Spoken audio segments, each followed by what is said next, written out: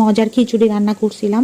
খিচুড়িটা ভেজিটেবল খিচুড়ি, টমেটো, ফুলকপি, তারপর লাইক গাজরও ছিল মেবি, তারপর যে সাদা লাউ, হ্যাঁ সাদা লাউ। এত টেস্ট হয়েছে, মনে হচ্ছে যে মাঝে মাঝে করলে আরও ভালো লাগবে। অবশ্য একটা খাবার বেশি খাইতে খাইতে পরে আর রুচি থাকে না। নর্মালি আমি খিচুড়ির সাথে ডিম ভাজা প্রেফার করি, বাট আজকে ডিম ভাজা ছিল না। আর এদিকে মুরগির মাংস রান্না করে নিচ্ছিলাম রাতের জন্য। এগুলো বেসিক রান্না, আসলে সবাই পারে, নতুন করে বলার কিছু নাই। রেসিপি লাইক অ্যাকচুয়ালি এক একজন এক একভাবে রান্না করে, এক একজনের স্কিল রান্নার এক এক রকম।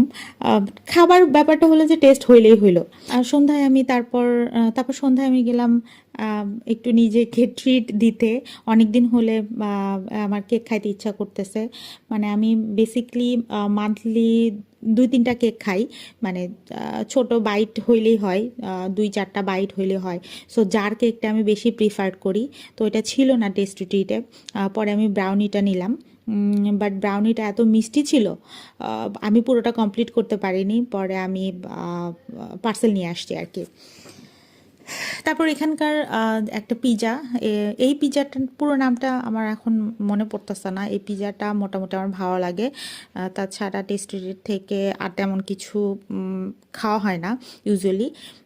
সো পিজাটা ভালোই ছিল। আমি জানি না, আমি মাঝে মাঝেই নিজেকে এমন ট্রিট দিই, কজ আমার হাজব্যান্ডের অফিস থেকে আসতে একটু লেট হয়। সো দেখা যায় অনেক সময় সন্ধ্যার পরে এত ক্রেভিংস হয়, সো আমি ওয়েট করতে পারি না, একা একাই চলে আসি টুকিটাকি কিছু খাইতে। ভালোই লাগে, সময়ও কেটে যায়। আপনারাও এই কাজটা করতে পারেন, আই থিঙ্ক করেনও।